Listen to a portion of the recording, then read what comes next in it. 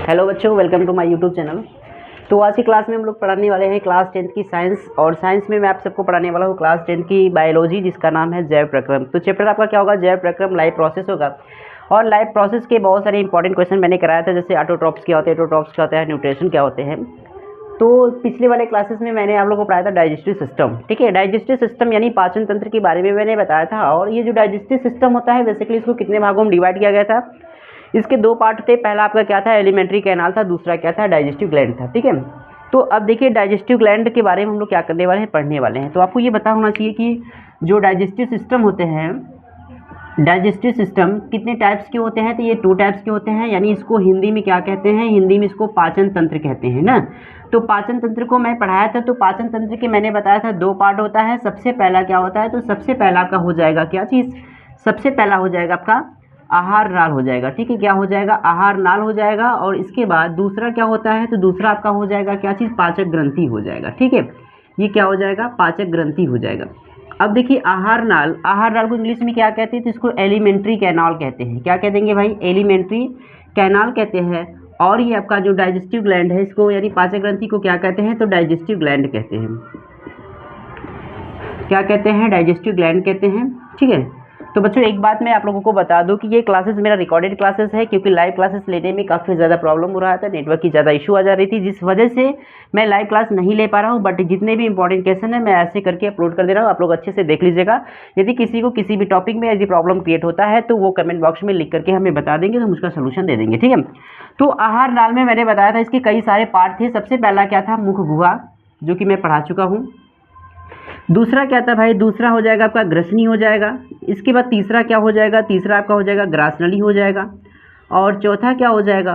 तो चौथा आपका हो जाएगा आमाशय हो जाएगा। क्या हो जाएगा? आमाशय हो जाएगा। और पांचवा क्या हो जाएगा? तो पांचवा हो जाएगा आंत हो जाएगा। ठीक है, क्या हो जाएगा? आंत हो जाएगा। यानी इतने सारे टॉपिक को हमने क्या किया था? पिछले वाले क्लासेस में इतने सारे टॉपिक को मैंने पढ़ाया था। तो बट आज की क्लास में हम जो लोग पढ़ने वाले हैं, क्या हो जाएगा? वो डाइजेस्टिव ग्लैंड, पाचक ग्रंथि। पाचक ग्रंथि में देखिए इसके कितने पार्ट होते हैं। तो सबसे पहले आपका क्या हो जाएगा? तो सबसे पहला आपका हो जाएगा सैलिवरी ग्लैंड, यानी ये आपका हो जाएगा लार ग्रंथि हो जाएगा। ठीक है, क्या हो जाएगा? लार ग्रंथि हो जाएगा। उसके बाद दूसरा क्या हो जाएगा? तो दूसरा आपका हो जाएगा अग्नाशय। क्या हो जाएगा? अग्नाशय हो जाएगा। और तीसरा क्या हो जाएगा? तो तीसरा हो जाएगा आपका यकृत। क्या हो जाएगा? यकृत। ये 3 टॉपिक हम क्या करेंगे? यदि पढ़ लेंगे, 3 हेडिंग पढ़ लेंगे, तो ये आपका यानी ये जो आपका डाइजेस्टिव सिस्टम है, मतलब पाचन तंत्र जो है, ये आपका क्या हो जाएगा? फाइनली कंप्लीट हो जाएगा। फिर इसके और भी टॉपिक को हम पढ़ते हैं। ठीक है, तो इनमें से सबसे पहले हेडिंग क्या बनाएंगे? देखिए मुख गुहा क्या है, ये मैं पढ़ा चुका हूँ। ग्रसनी क्या है, ये भी पढ़ा चुका हूँ। ग्रासनली भी पढ़ा चुका हूँ। और आमाशय भी पढ़ा चुके हैं। आंत भी पढ़ा चुके हैं। लेकिन पाचक ग्रंथि की ये 3 हेडिंग जो थी, ये आपकी क्या हो गई थी? बच गए थे। तो ये सबसे पहले हेडिंग क्या बनाएंगे? इसमें सबसे पहले हेडिंग बनाएंगे लार ग्रंथि। ठीक है, तो क्या हेडिंग बन जाएगा भाई? लार ग्रंथि। तो लार ग्रंथि को इंग्लिश में क्या कहते हैं? सैलिवरी ग्लैंड कहते हैं। मैं इसके हेडिंग को यहाँ लिखूंगा। ठीक है, सैलिवरी ग्लैंड। अब देखिए जो सैलिवरी ग्लैंड है ये क्या है? ये आपके लिए मोस्ट इंपॉर्टेंट है। आपके पेपर में, आपके बोर्ड एग्जाम में पूछा जाता है कि मनुष्य के मुख गुहा में कितने जोड़ी लार ग्रंथि पाई जाती है। ठीक है, तो अगर जोड़ी की बात किया जाएगा तो 3 जोड़े होते हैं। कितने जोड़े होते हैं? 3 जोड़े। तो अब यहाँ पे क्या लिखेंगे? लार ग्रंथि। क्या लिखेंगे भाई? लार ग्रंथि लिखेंगे। अब लार ग्रंथि में आपको क्या क्या चीज़ें बताना है? लार ग्रंथि कितने जोड़ी पाए जाते हैं, और उन सबका कौन कौन सा नाम होता है, और उनका कौन कौन सा फंक्शन होता है। ठीक है, तो हेडिंग क्या हो जाएगा आप सभी का? लार ग्रंथि हो जाएगा। सभी लोग हेडिंग बना दीजिए, लार ग्रंथि। तो चलिए देखते हैं लार ग्रंथि के बारे में। ठीक है, लार ग्रंथि की यदि बात करें तो सबसे पहले आप ये समझ लीजिए कि जो लार ग्रंथि होता है ये कहाँ पाया जाता है। तो लार ग्रंथि जो होता है ये मुख गुहा में क्या होता है? तो मुख गुहा में पाया जाता है। हम इसके एक एक पॉइंट को यहाँ पे बताएंगे। ठीक है, सबसे पहला पॉइंट क्या बताएंगे? लार ग्रंथि कहाँ पाया जाता है? तो भाई लार ग्रंथि मुख गुहिका में क्या होता है? तो लार ग्रंथि मुख गुहिका में पाया जाता है। ठीक है, कहाँ पाया जाता है? ये मुख गुहिका में क्या होता है? तो लार ग्रंथि मुख गुहिका में पाया जाता है। ठीक है, इसके बाद मनुष्य के मुख गुहिका में प्रतिदिन कितना लार निकलता है? तो लगभग 1.5 लीटर निकलता है। कितना होता है? 1.5 लीटर क्या होता है? तो 1.5 लीटर लार निकलता है। तो लार ग्रंथि जो होता है ये कहाँ पाया जाता है? तो मनुष्य के मुख गुहिका में क्या होता है? तो मनुष्य के मुख गुहा में लार ग्रंथि पाया जाता है। मनुष्य के मुख गुहा में प्रतिदिन कितना लार निकलता है? तो लगभग कितना हो जाएगा? तो लगभग 1.5 लीटर निकलता है। कितना हो जाएगा? लगभग 1.5 लीटर निकलता है। अब जिसके कारण क्या होता है? तो जिसके कारण मुख गुहिका क्या होती है? तो जिसके कारण मुख गुहिका गीली होती है। क्या होती है? गीली होती है। ये 3 पॉइंट सभी को समझ में आ गया। लार ग्रंथि में क्या क्या पॉइंट बता दोगे? सबसे पहला पॉइंट बताएं कि मनुष्य में जो लार ग्रंथि होता है ये कहाँ पाया जाता है? तो मनुष्य में लार ग्रंथि मुख गुहिका में पाया जाता है। कहाँ पाया जाता है? मुख गुहिका में पाया जाता है। और दूसरा पॉइंट क्या बताएंगे? मनुष्य में क्या होता है, प्रतिदिन लगभग कितना लार निकलता है? तो लगभग 1.5 लीटर लार निकलता है, जिसके कारण मुख गुहिका क्या होती है? तो जिसके कारण मुख गुहिका गीली होती है। क्या होती है? जिसके कारण मुख गुहिका क्या होती है? गीली होती है। अच्छा, लार का जो पीएच मान होता है वो कितना होता है भाई? तो लार का जो पीएच मान होता है वो 6 दशमलव कितना हो जाएगा? 6.8 होता है। इसका पीएच वैल्यू कितना होता है? तो इसका पीएच वैल्यू 6 पॉइंट कितना हो जाता है? 8 हो जाता है। ठीक है, इसके कितने पॉइंट हुए? तो इसके 4th पॉइंट हुए। सबसे पहला पॉइंट क्या बताएंगे कि मनुष्य में जो लार ग्रंथि होता है ये मुख गुहिका में पाया जाता है, और मनुष्य के लार लगभग प्रतिदिन कितना निकलता है? तो लगभग कितना निकलता है? 1.5 लीटर निकलता है, जिसके कारण मुख गुहिका क्या होती है? जिसके कारण मुख गुहिका गीली होती है। लार का पीएच मान कितना होता है? तो लार का पीएच मान आपका हो जाता है 6.8 होता है। अच्छा, ये किस प्रकृति का होगा? तो आप बताएंगे कि ये अम्लीय प्रकृति का होगा। ठीक है, किस प्रकृति का होगा?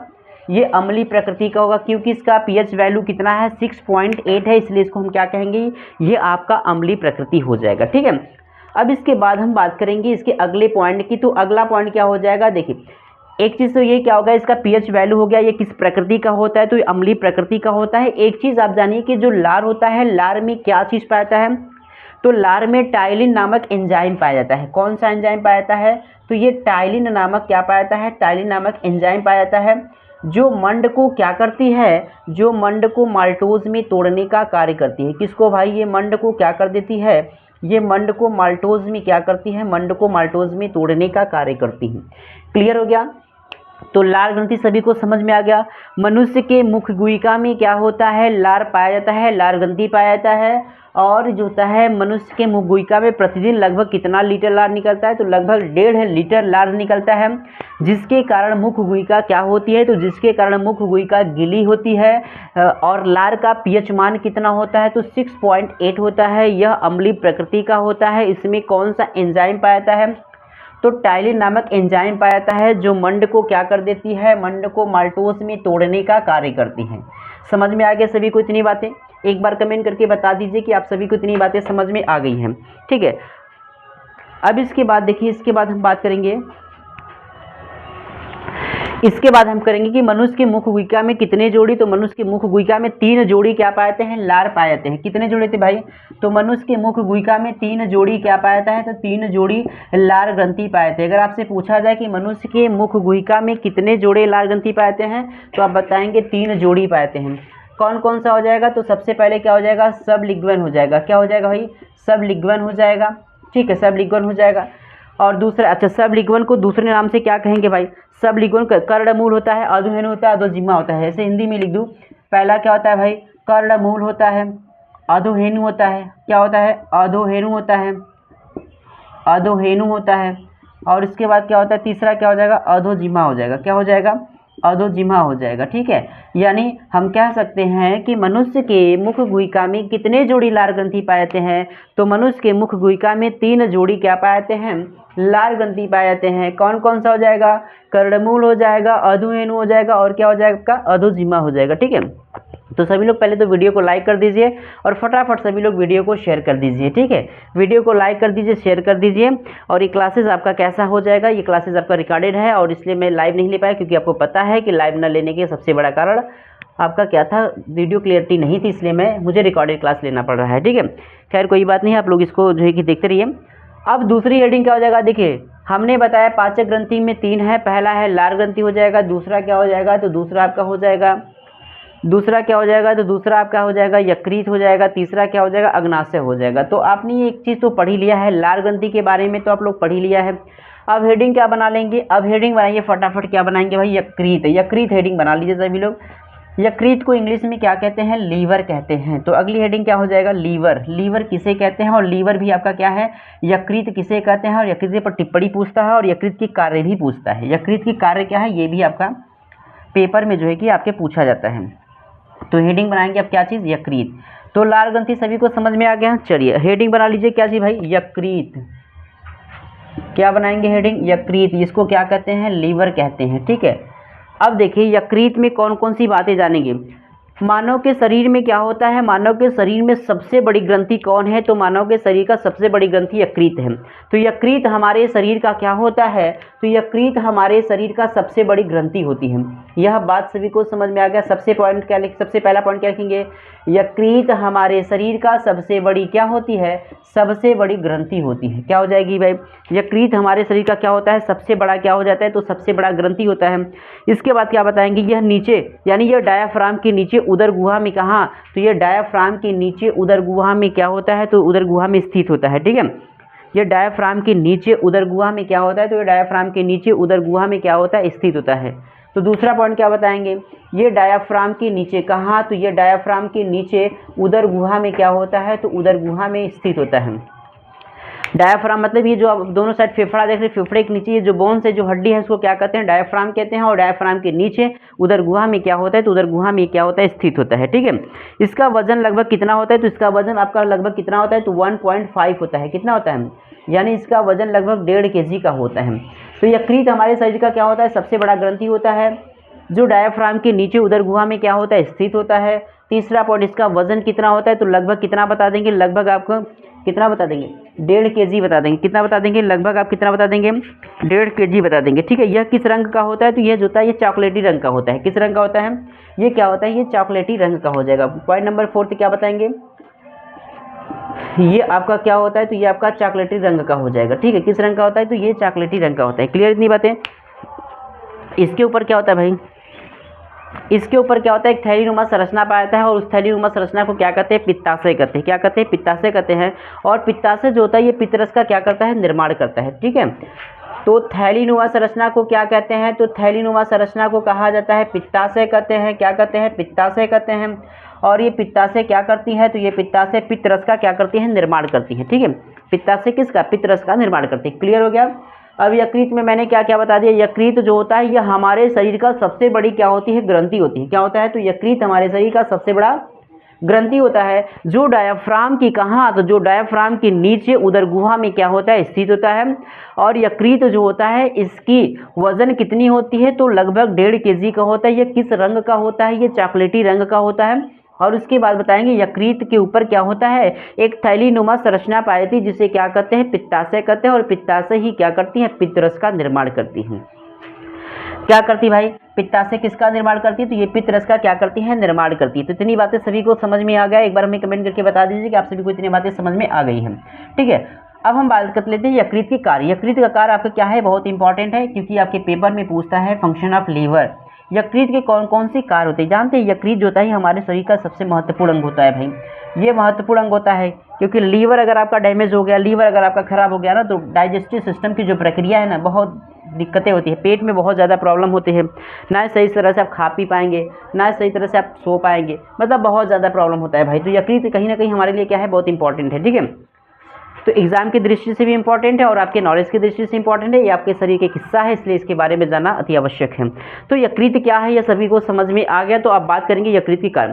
सबसे पहला ये समझिए कि यकृत के जो कार्य होते हैं, इसका कार्य क्या होता है, तो ये जो होता है ये पित्तरस का निर्माण करता है।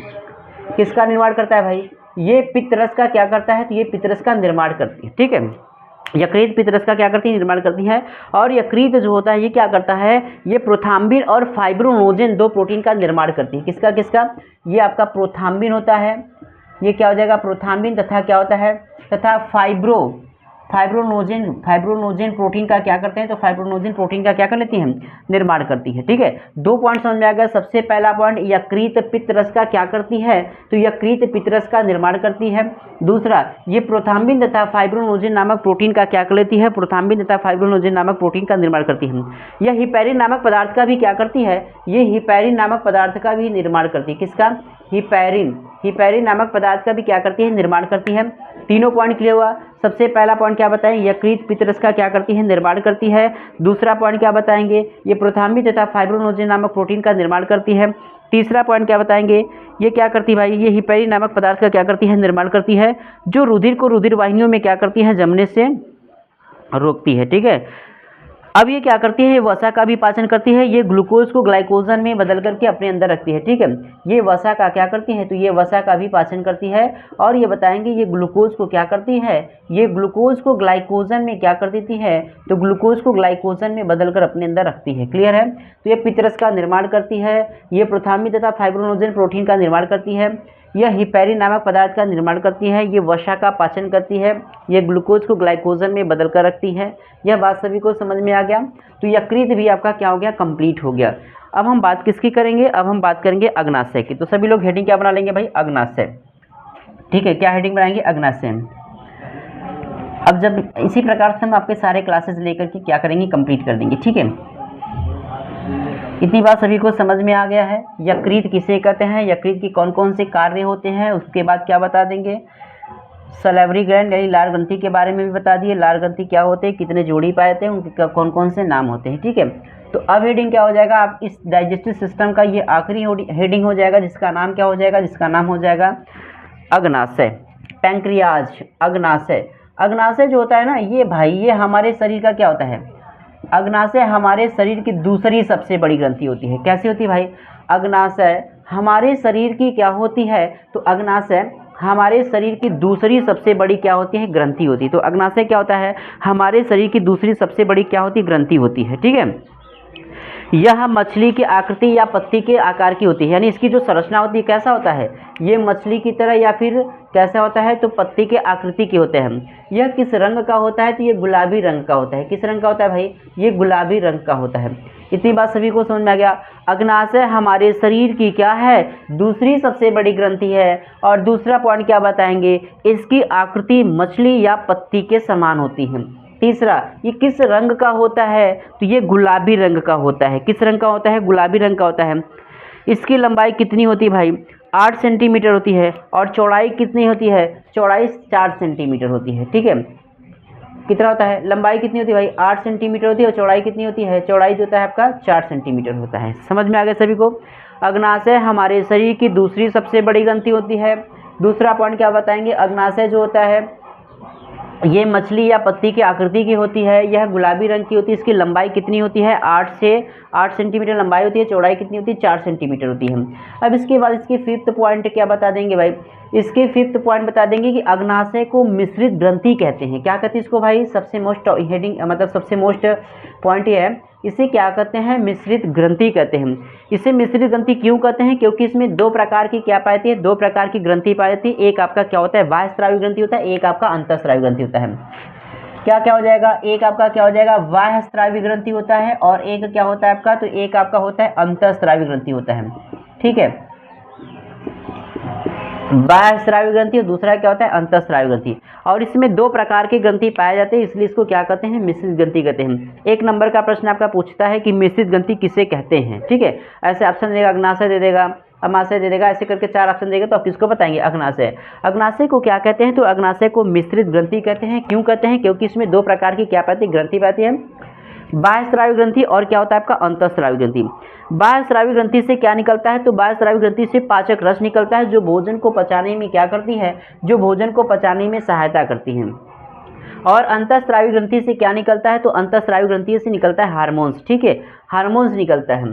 तो बाह्यस्रावी ग्रंथि से कौन कौन सा पाचक एंजाइम निकलते हैं भाई, तो सबसे पहला आपका क्या होता है, सबसे पहला आपका ट्रिप्सिन होता है। क्या होता है, ट्रिप्सिन होता है। और दूसरा क्या होता है, दूसरा होता है एमाइलेज होता है। और तीसरा क्या होता है, तीसरा आपका हो जाएगा लाइपेज हो जाएगा। क्या हो जाएगा, लाइपेज हो जाएगा। और चौथा क्या होता है, चौथा आपका होता है न्यूक्लियेज हो जाएगा। क्या हो जाएगा, न्यूक्लियस हो जाएगा। यानी हम कह सकते हैं कि अग्नाशय को मिश्रित ग्रंथि कहते हैं, क्योंकि इसमें दो प्रकार की ग्रंथि पाई जाती है, एक बाह्यस्रावी ग्रंथि और एक अंतःस्रावी ग्रंथि। बाह्यस्रावी ग्रंथि से क्या निकलता है, पाचक रस निकलता है, जो भोजन को पचाने में सहायता करता है। पाचक रस निम्नलिखित प्रकार का निकलता है। सबसे पहले ट्रिप्सिन, ये भोजन में उपस्थित प्रोटीन को पचाता है। ये किसको पचाता है, ये कार्बोहाइड्रेट को पचाता है। लाइपेज वसा को पचाता है। और ये किसको पचाता है, ये न्यूक्लिक अम्ल को पचाता है। ठीक है, तो ट्रिप्सिन प्रोटीन को, एमाइलेज कार्बोहाइड्रेट को, लाइपेज वसा को, और न्यूक्लियस आपके न्यूक्लिक अम्ल को क्या करता है, पचाने का कार्य करता है। अब उसके बाद अंतःस्रावी ग्रंथि को क्या कहते हैं, तो अंतःस्रावी ग्रंथि से क्या निकलता है, हार्मोन्स निकलता है। ठीक है, अंतःस्रावी ग्रंथि से क्या निकलता है, हार्मोन्स निकलता है। जैसे आपका क्या क्या हो जाएगा, इंसुलिन हो जाएगा आपका, ग्लूकेगान हो जाएगा, सोमेटोस्टैटिन हो जाएगा। यही सब क्या होते हैं, अंतःस्रावी ग्रंथियों से निकलते हैं। ठीक है, आई होप कि आप सबको ये समझ में आ गया होगा कि अंतःस्रावी ग्रंथि किसे कहते हैं, अग्नाशय क्या है। और उसके बाद आप इसमें क्या देख लेंगे, अग्नाशय हो जाएगा आपका, अग्नाशय में फिर यकृत देख लेंगे, यकृत के बाद आप क्या देखे थे, लाल ग्रंथि। तो ये तीनों हेडिंग आपको समझ में आ गया होगा। तो आई होप कि सबको एकदम कंप्लीटली ये समझ में आ गया कि पाचन तंत्र क्या है और पाचन तंत्र के कौन कौन से पार्ट होते हैं, ये क्लियर आपको समझ में आ गया। तो पाचन तंत्र आपका एक ऐसा सिस्टम है, एक ऐसा टॉपिक है जहाँ से आपके मैक्सिमम क्वेश्चन फंसने के चांसेस होते हैं। यहाँ पे छोटे छोटे क्वेश्चन आते हैं, बड़े क्वेश्चन आते हैं, तो इसलिए पूरा पाचन तंत्र को ही मैंने क्या कर दिया है, पढ़ा दिया है। ठीक है, जो बच्चे नहीं देखे वो प्लेलिस्ट में जाकर के क्रमबद्ध तरीके से वीडियो वहाँ पे अपलोडेड है, आप वहाँ जाकर के देख सकते हैं। ठीक है, और वीडियो को सभी लोग अधिक से अधिक जो है कि वीडियो को शेयर कर दीजिए। अब हम इसी क्रम में जैव प्रक्रम के अगले टॉपिक की ओर बढ़ते हैं। तो पाचन हम लोगों ने पढ़ लिया, पोषण पढ़ लिया, पाचन पढ़ लिया। अब हम बात करेंगे श्वसन वगैरह की। ठीक है, श्वसन क्या है, श्वसन में देखिए कौन कौन सा टॉपिक इंपॉर्टेंट है। आक्सीय श्वसन, अनाक्सीय श्वसन में अंतर, यानी वायवीय अवायवीय श्वसन में अंतर हो जाएगा। श्वसन श्वासोच्छ्वास में अंतर हो जाएगा, फेफड़ा हो जाएगा, यानी ये सब आपके श्वसन से क्या है, रिलेटेड है। इसके बाद आपका क्या है, धमनी सीरा हो जाएगा, रुधिर लसिका में अंतर हो जाएगा, और उसके बाद ब्लड के फंक्शन हो जाएगा। किडनी हो जाएगा आपका, किडनी यानी वृक्क की आंतरिक संरचना हो जाएगा, हृदय की आंतरिक संरचना हो जाएगा। यानी इसमें बहुत सारे टॉपिक क्या है, इंक्लूड किया गया है। तो जो बहुत सारे टॉपिक आपके लिए इंपॉर्टेंट है वो सब मैं पढ़ाने वाला हूँ। तो आज की क्लासेस में मैं सिर्फ इतना ही लेने वाला हूँ। नेक्स्ट डे मिलेंगे तो आपको बहुत सारा टॉपिक लेकर आएंगे। डाइजेस्टिव सिस्टम आपको क्या हुआ, कंप्लीट हो गया।